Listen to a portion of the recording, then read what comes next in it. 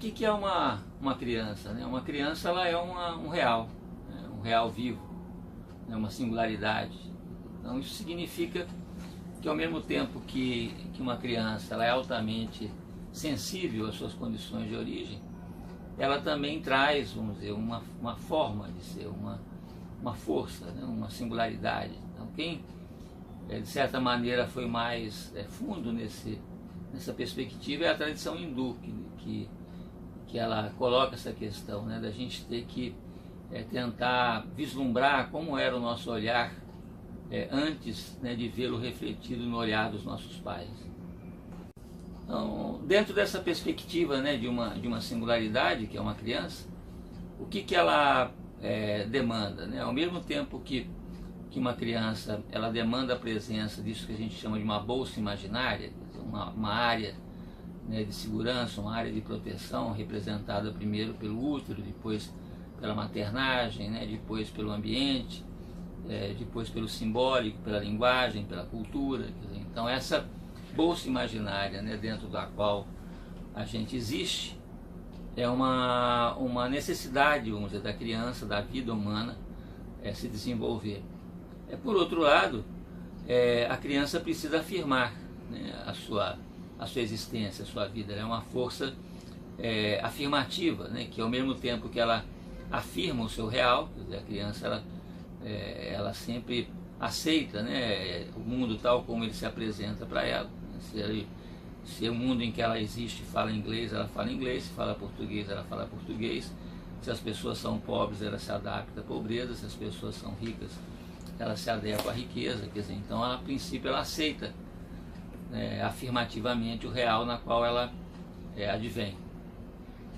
Mas ao mesmo tempo ela precisa criar o seu mundo, né? Esse mito que a gente tem de Deus, né, que criou o mundo, que criou a existência, é um processo mítico que cada um de nós, cada criança tem que fazer isso. Quer dizer, cada criança, a infância, né, seria basicamente isso, um tempo, né, que cada ser humano precisa para criar o seu mundo, né, porque ninguém pode existir confortavelmente num mundo criado por outro, né? E isso é uma das coisas mais sérias, vamos dizer, que acontece, né, com as crianças, né, com as nossas crianças, que vamos dizer, a retirada desse tempo ao longo do qual a criança constrói o seu mundo, porque ela já é colocada, né, de início num mundo que já lhe é feito, né? Então, ao mesmo tempo que a gente precisa, vamos dizer, dessa área de proteção, a criança também precisa das possibilidades de construir o seu mundo, de construir ao longo de alguns anos, né, o seu próprio mundo, a partir daquilo que ela traz consigo também, implicando, vamos dizer, o seu ambiente, né, adaptando o seu ambiente à sua realidade e a sua realidade ao seu ambiente. A criança não é alguma coisa eminentemente cronológica. A gente pode, ao longo da nossa vida, vamos dizer, devir crianças algumas vezes. Quer dizer, o que é esse devir criança? A gente precisar, né, dessa bolsa imaginária, a gente precisar, né, de uma área de proteção, e a gente precisar reconstruir o nosso mundo, reconstruir a nossa realidade sob outras expensas, sob outras condições, de tal maneira que a gente possa existir, vamos dizer, dentro da nossa vida de uma maneira mais efetiva, de uma maneira mais de acordo, né, com aquilo que nós somos. Quando que uma criança começa, né, a gente tem várias formas de começo. Quer dizer, a criança, que a gente chamaria de uma criança imaginária, ela começa, né, num tempo mais ou menos perdido, né? Ela começa no imaginário dos pais, no imaginário eventualmente da sua linhagem, da sua família, né? Então ela vem, vamos dizer, na forma de um componente imaginário, né, de uma concentração de sucessos e insucessos, de perspectivas, de expectativas, de desejos, né, que vem se configurando ao longo ali de uma linhagem dentro de uma pessoa, que vem, né, na forma de expectativas, de desejos, né? A criança real, ela começa na fecundação. No ato da fecundação começa ali a vida, um real que que é como a faísca, né, de duas pedras que se chocam, né, e que essa faísca ela não pertence a nenhuma das pedras, ela tem uma existência autônoma, apesar dela vir simultaneamente, né, de duas pedras. Então, esse começo real, quando ele é concebido, né, dentro de uma teoria sexual ali da origem, dificilmente as pessoas têm essa teoria, ela marca, vamos dizer, um início, um corte, né, que vamos dizer, epistemológico, né, um corte ali com o imaginário, e que quando isso acontece, a criança ela pode, né, começar sem tanta influência da sua hereditariedade imaginária. Quer dizer, quando isso não acontece, eventualmente a criança ela se torna, né, representante de fantasmas do seu passado, de fantasmas imaginários, né, que podem complicar a sua vida ou potencializar a sua existência. O começo simbólico, né, da criança, a sua origem simbólica retrospectivamente.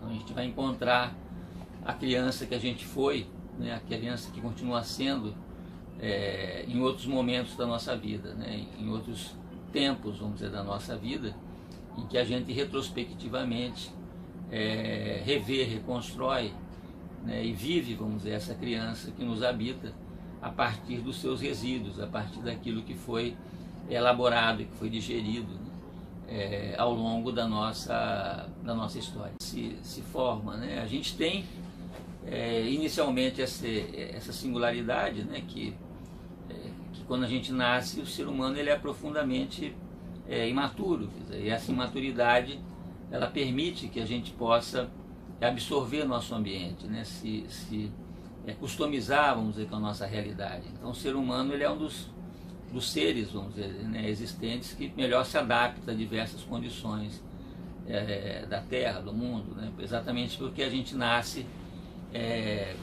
não pronto, não acabado, né, e a gente nunca está totalmente acabado ao longo da nossa existência, né. A nossa vida é um processo constante de adaptação, de reformulação, de reconstituição.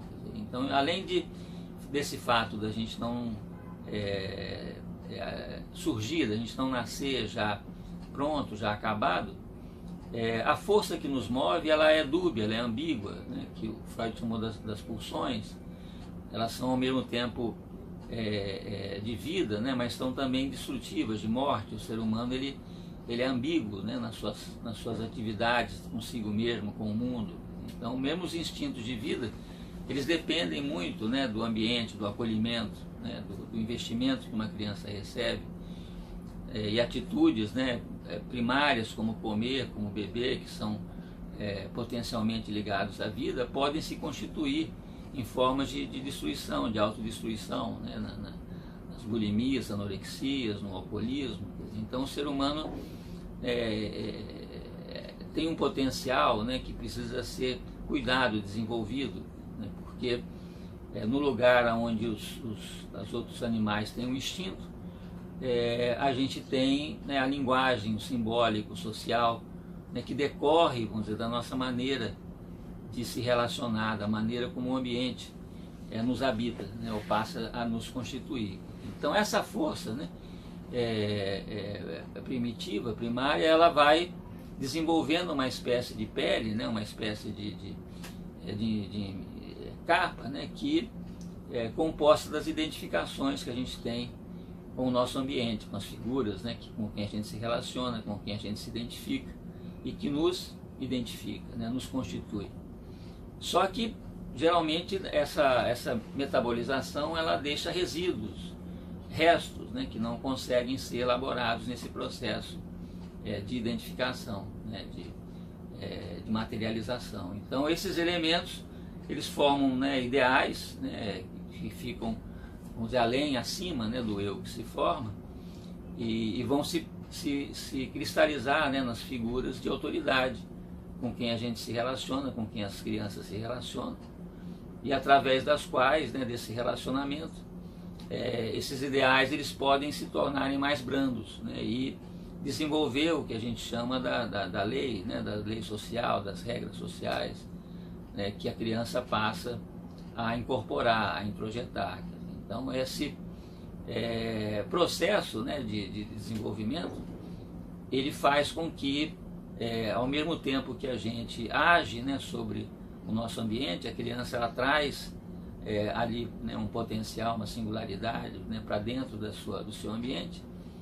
Cada um, né, também vai incorporando o resultado desse encontro, né, o resultado, né, dessa mistura, vamos dizer, entre o real da criança, né, e o seu ambiente. Então, a criança ela começa, né, a se formar muito antes, vamos dizer, do seu nascimento. Ela começa a se constituir no imaginário, ela começa já a estar, vamos dizer, implicada, né, no seu ambiente, já dentro do útero da mãe. Ela está, vamos dizer, aprendendo coisas, né, através da mãe, através do ambiente, e ela está, vamos dizer, intervindo, influenciando as pessoas, vamos dizer, que fazem parte já ali, né, da sua existência intrauterina, ou antes até da sua concepção. Uma criança ela precisa, né, ela precisa basicamente do que o Winnicott chama de um holding, né, de um acolhimento, né, de condições de uma economia de acolhimento, não como a gente formula, né, numa sociedade como a nossa, capitalista, que a criança precisaria de condições, vamos dizer, financeiras, né? Os pais eles fazem cálculos financeiros em vez de fazer cálculos da sua disponibilidade emocional, né, para uma nova existência, e que é o que a criança precisa, essa disponibilidade emocional para lidar com uma nova forma de existência.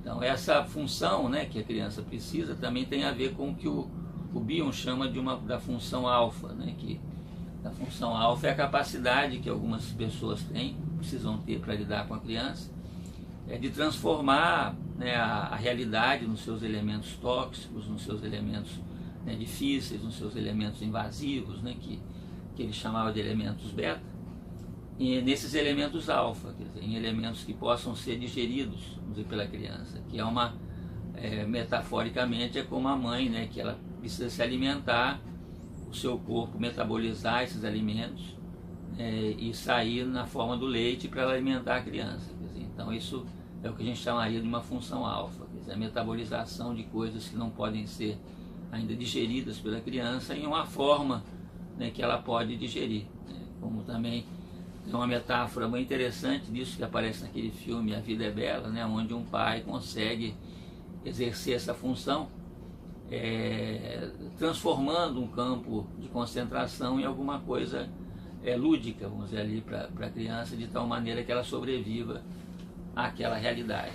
Então a criança ela precisa exatamente, né, desse tipo de função, pessoas que possam metabolizar para ela, né, o real, metabolizar para ela a realidade de uma forma que lhe seja digesta, quer dizer, que ele seja passível, vamos dizer, de ser elaborada dentro da sua singularidade, dentro dessa maneira e das suas possibilidades de elaboração, né, de digestão.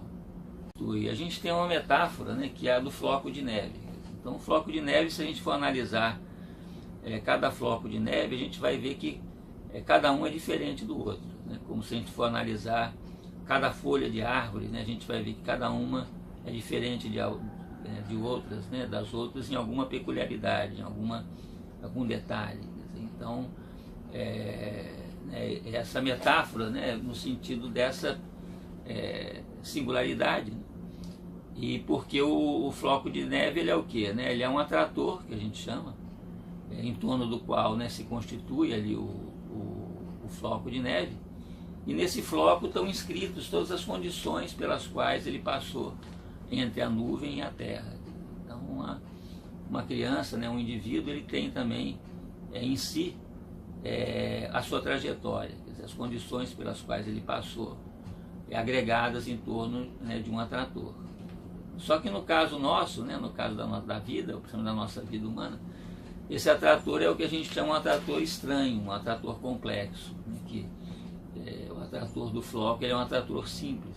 Então, o fato, né, da gente ter um atrator estranho, um atrator complexo, torna a nossa vida, ao mesmo tempo, mais determinística, mas também mais imprevisível. A gente pode passar por circunstâncias onde esses atratores, né, eles exercem uma influência maior na nossa trajetória, né, uma influência mais, ao mesmo tempo imprevisível, né, mas também mais precisa, mais incisiva.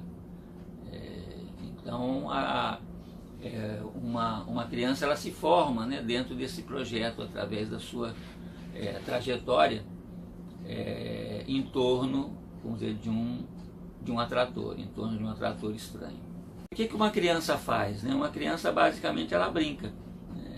E o que é esse brincar, né? O brincar, ele opera aquilo que miticamente Deus opera, né, na construção do mundo, onde a criança, ela vai num processo, né, do uso, vamos dizer, da fantasia, de uma área de ilusão, né, que é facultada ali pela maternagem, dentro dessa bolsa imaginária, onde, com a assistência, vamos dizer, do seu ambiente, ela pode, né, constituir o regime simbólico, ela pode constituir a experiência com o tempo, a experiência com o espaço, né, a experiência, né, com a lei, né, e a construção da sua própria identidade, a partir, né, do seu investimento emocional com os objetos, né, e através de uma confiança, de uma segurança que ela desenvolve nessa atividade de brincar, né, de se envolver com os objetos, ela poder criar aquilo que o Winnicott chama, né, das experiências transicionais, dos objetos transicionais,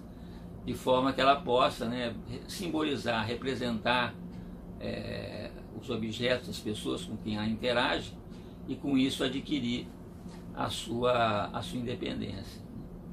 E a gente tem nesse processo uma diferença cultural importante, que na nossa cultura, né, esse processo ele é mais, vamos dizer, racional, ele é mais abstrato, porque a forma de relacionamento, né, que a gente tem com as crianças na nossa sociedade, ela é mais distal, como a gente chama, ela se baseia mais na linguagem, mais nos olhares, quer dizer, enquanto que as sociedades que a gente chama não ocidentais, principalmente as sociedades africanas, as sociedades mais tribais, né, ela é uma forma mais proximal, que a gente chama, né, que ela envolve mais o corpo, mais a motricidade, mais a interação, mais física, quer dizer, então a criança na nossa sociedade, ela já começa desde cedo num processo mais intelectualizado, mais racionalizado, de identificação, de existência.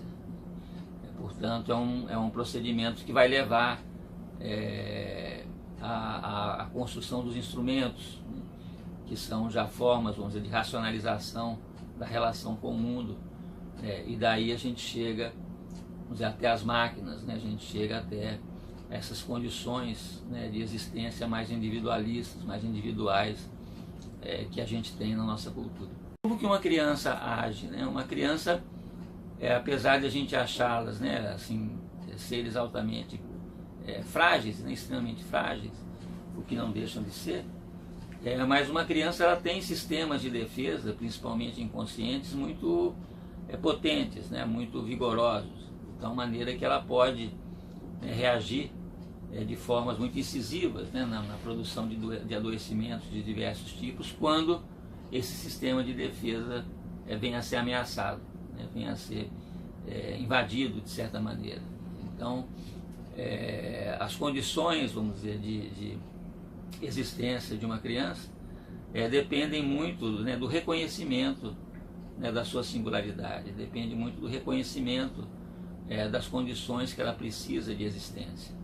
Então faz parte do que a gente chama, né, ali da maternagem, né, do ambiente, essa possibilidade, né, do reconhecimento, né, do sistema de defesa, né, do sistema de asseguramento da existência, da singularidade, do real, né, que cada criança afirma, que cada criança traz, vamos dizer, na sua presença dentro de um determinado ambiente.